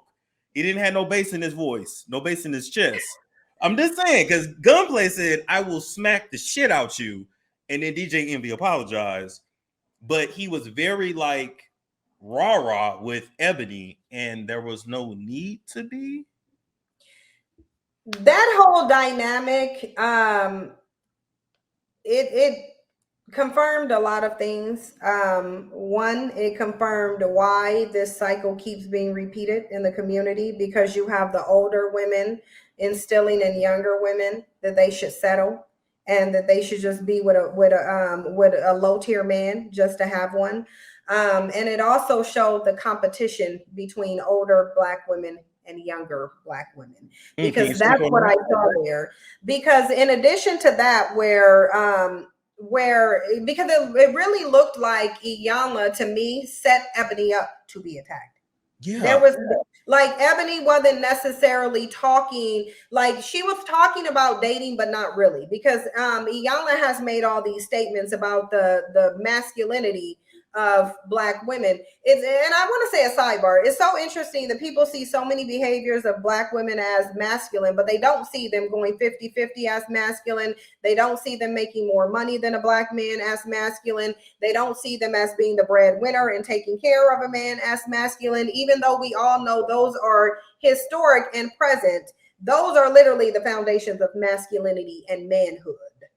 If you look up what is the basics of manhood, is provision and protection of a woman and her family. So if you are suggesting that a Black woman who has a certain level of wealth settles for a man who does not, who she's ultimately going to be financially supporting, then you are telling her to be in a masculine position. Yes. And I think, how dare you, Iyanla, condemn Black women for being, and say they're men in skirts, but then you're encouraging this woman to be just that, a man in skirt. You're encouraging her to be the primary breadwinner of a home. Because why would Ebony K. Williams, and you know, people say, oh, well, you know, she's washed up, she's old, she's a 6 at best, she's past her prime. I don't give a fuck what you think about her or whatever. Why would Ebony K. Williams, who's an attorney, a TV personality, a public speaker, probably clears $1 million plus a year, right? Is that fair to say? At least over Yeah. 700K. Why would she date somebody whose top pay is around 60 to 70,000 a year? Okay, if I drive a bus in New York and I do overtime, maybe I can make 80 to 90. But nonetheless, you are not making $1 million a year as a bus driver. Why Well, would she date? That wouldn't even make fucking sense.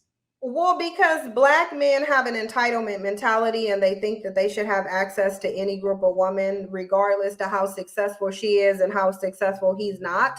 But even though, and that's a part of their sociopathic mentality too, because I really think they have antisocial personality disorder mixed with sociopathy mixed with narcissism. But I think all of those fall under that one umbrella. I'll confirm it in the DSM, but I think they all fall under antisocial personality disorder. But they feel very entitled to any type of woman. But even though Ebony initially never mentioned black men at all, she never mentioned black men one time in her first interview. They interpreted it as black men. Why? Because black men are in those low tier positions.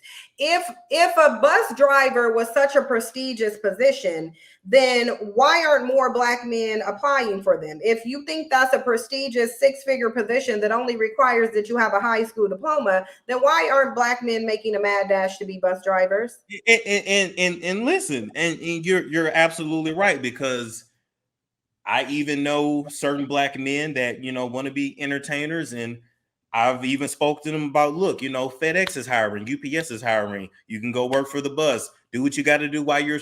I'm not fucking doing that. I'm not driving Even the bus. though UPS and FedEx pay more. I'm not doing that. And I'm like, but it'll pay your bill. Okay, all right. So yeah. Yeah, well, what they heard was, because they can talk about Ebony K. Williams' looks. Ebony K. Williams is exceptionally beautiful.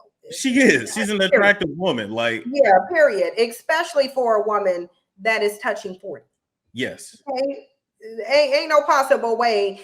Like, they wouldn't be this outraged if they thought Ebony K. Williams wasn't attractive. The problem is, the reason they have a problem is because she is attractive. And they see an attractive black woman that they think that they are entitled to, having a high standard and saying, I do not want a man who is in a low tier position. And most of them are in low tier positions. It just is what it is. A bus driver position is not a position that anybody aspires to have. It is not a position that requires that you have a lot of education. Therefore, if you put it on the hierarchy of professions, it is a low tier profession. Now, people can decorate it. Sherry Shepherd can sit up here and say we need bus drivers more than attorneys. Well, the fact of the matter is, Sherry Shepherd, you are paying child support to a child that's not yours. So perhaps you could benefit from an attorney. And maybe it's your opinion that bus drivers are more important than attorneys. Is why. That's probably why you paying child support for a kid that ain't yours. Well, first off, with Sherry Shepherd was, I mean, that didn't even make no sense, because I actually remember Sherry Shepherd saying, I literally cannot afford to get married again. She said she lost everything from her because of her ex, who is getting what, 30K plus a month from her. It's just like, ma'am, had you married somebody who made a certain amount, you wouldn't be going through that today. And she's paying child support, allegedly. I'm going to say allegedly, but all of the reports say this. Allegedly to the baby of her ex-husband's side chick. It wasn't a side chick. He wanted a baby, but she couldn't or didn't, so they got a surrogate. Yeah, the surrogate is supposed to be his side chick. Oh, shit. That's what the reports are saying. I'm saying allegedly, but... if that nigga did that, he ran game on her ass. Yeah, and a lot of black women get game ran on them, because they don't, even when they do choose to marry down, they don't protect their assets. And that's why I'm saying the way that black women show up is very desperate, is very beggar, not chooser. And we know beggars can't be choosers. So if you're desperate for a black man to marry you, and his condition is that you sign a prenup agreeing to get nothing, or that we don't have a prenup and you making more than me, so therefore I'm gonna get more of your money, then that's the situation that Black women are going to be in. And that's the situation that they are in if we want to be like let go and say statistical wise, although he should be saying statistical wise is that, statistical wise. And I'm like, was he trying to say statistically speaking? Like, what was he trying? He was too dumb to say that. That's what he should have said. He was too dumb, because it would be statistically speaking. Okay. Then you wouldn't just say statistical wise. Like what is that? But I want to emphasize this because I really want people to understand what the selective breeding is about. It's about improvement. You do not commit genocide through selective breeding. That's not how you commit genocide. Selective breeding, can it be used for genocide? I've never heard of it being used for genocide. I've only heard of it being used to improve populations. Even the people who were racist who were doing it, they were doing it to improve a population, much like what Black men are now promoting now. So it's so interesting that they would bring up racial whitening and genocide when literally that is what Black men promote. When they are promoting white women's womb as the preferential womb, you are engaging in racial whitening. When you promote biracial children, knowing that those children are going to go out and have white mates and create white children, you are engaging in racial whitening. So I think that's interesting that people will say that I'm genociding the community out when Black men are actively committing racial whitening in the community by way of interracial unions. But that's not even what it's for. It's not to commit genocide. It's to better and improve the community. And it's not based on his Blackness or his maleness. It's based on his repeated failures. The fact that he's telling you he can't actualize. It would be different if Black men weren't telling Black women, I cannot actualize as a man. I cannot live up to the potential that you see in me. I cannot be the builders, providers, and protectors that you want. They're telling Black women they cannot be that. So if they're telling you that they can't be that, then you should be listening, because they're telling you why you should selectively mate. If they can't actualize that way, why would you want to have children with them? Because all you're going to do is generation after generation after generation replicate the same thing. And that's why we're living in the same community. Black women need to selectively mate. They need to. We should have been doing it to begin with, but better late than never. But they need to selectively breed. It's not based on their Blackness, it's based on their trajectory. They have a trajectory of failure while you have a trajectory of success, despite the fact that we all live in the same household and the same community. So if Black women are growing up in these impoverished single parent homes, but we're becoming the biggest entrepreneurs, business owners, we're actually reducing the amount of children that we have. Teen pregnancy in the Black community is now relatively non-existent. So we're improving. They're not. They're not. It's like they're just not improving. So what do you do when you see that your product is defective? You go back to the drawing board. You go back to the drawing board. And you figure out how to create a more effective product. Everybody does it. You don't have, when car manufacturers recall a whole bunch of cars, they recall them not because they want to. They don't want to waste all that money that they just put into those cars. Yeah. The product is defective. So now it needs to be recalled. We need to go get a different product. We need to go back to the drawing board, make another blueprint, come back with a better product. That's what Black women need to do. You doing it is not hateful. You doing it is not demonic. You doing it is not disloyal. You doing it is not only going to benefit you and your children in the future, but it's going to benefit Black men too. Black men need you to do this. They can throw a hissy fit and a tantrum as much as they want to. Yeah, it doesn't sound pretty. I don't know why. But at the end of the day, this is going to benefit not just this generation, and I don't think we'll be doing it in this generation. I hope we would. But if Black women do it, this will help them for generations to come. You can completely transform the Black community to what you want it to be if Black women get out of their vanity and get into strategy. Selective mating is strategy. You need to strategize how you're going to create a better community in the absence of your men willing to help. Black men done tapped out. they not interested in creating a better community. They said they getting their passports and they go build a different community with white people.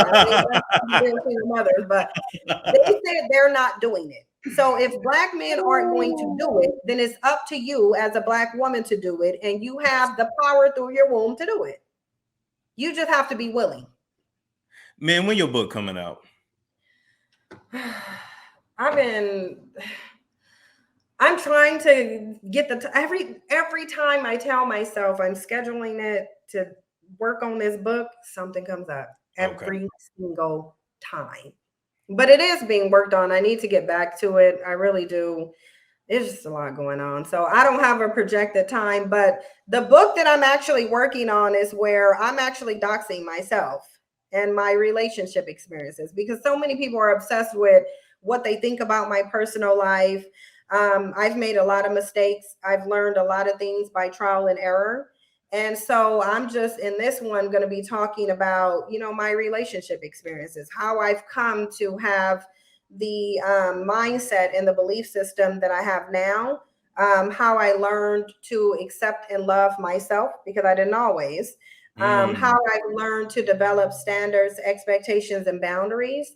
And just in general, what I've learned from dealing with men and being in relationship with them. I mean, I've only been with Black men, and obviously some of the things that Black men do is just what males do in general, because I've seen the similarities in just male behavior.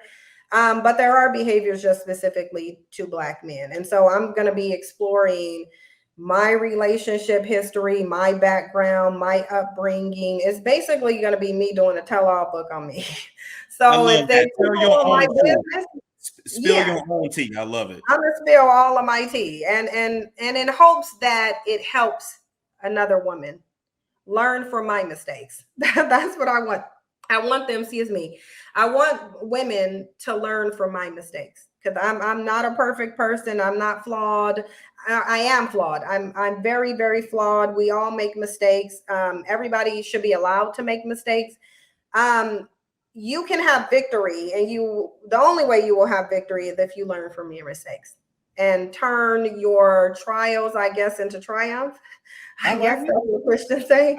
So yeah, I'm going to be doxing myself basically in the book. I like it, because a lot of people try to hold your past over. I don't even know what your past. You're supposed. They don't know what it is either. They act like you killed some people and you got them buried, as if you would tell them anyway. But it's just like, it's like I've met Cynthia in person and she cool people. So I'm just like, I think me and you both kind of share that in a sense. Like, people think we're evil, and I'm like, we're not evil people. Yeah, but you're a different type of person anyway, Storm. Like, you're not, if you look at the male content creators on this platform, you're different than the male content creators on the platform anyway. So I think you're a different type of person. And I just think that it's easy for us to talk and we mesh well. I really think we do. We mesh well, and I think we can get a lot done. And I enjoy our dialogues for sure. But if they would sit down and stop being triggered and have the discussion, which I don't care whether they do or not, I do want to put that out there, but they would have the same experience as you do. It would be just a calm dialogue like what we're having, and then they would understand that I'm not coming from a place of hatred. I'm coming from a place of love and wanting to better the community, and I feel like this is the only way that we can better the community. I agree. And even when you're dealing with men, honestly, we do have to have a kick in our ass. You can't coddle us. That's not gonna inspire us to make change. It's just not. No, it's not even how males deal with each other. So why would women think, oh, I can come coddle? Like, no, we kick each other in the ass. You should too. Listen, there's a reason why in the military they use drill sergeants. Okay, yeah. There's a reason. There's a reason why, because the aggressive hardline approach is much more effective. There's a reason why coaches don't talk to their players with niceties. They tell them, look, you make that play again and you go get your ass off my team. Okay. When you not gonna play like that and then fumble the ball again and watch you get off my team. Like they're not about to coddle you and say, well, at least you picked up the ball, you fumbled it and lost the game, but at we're least you effort. no, No, get your ass no. off my team. You can't play.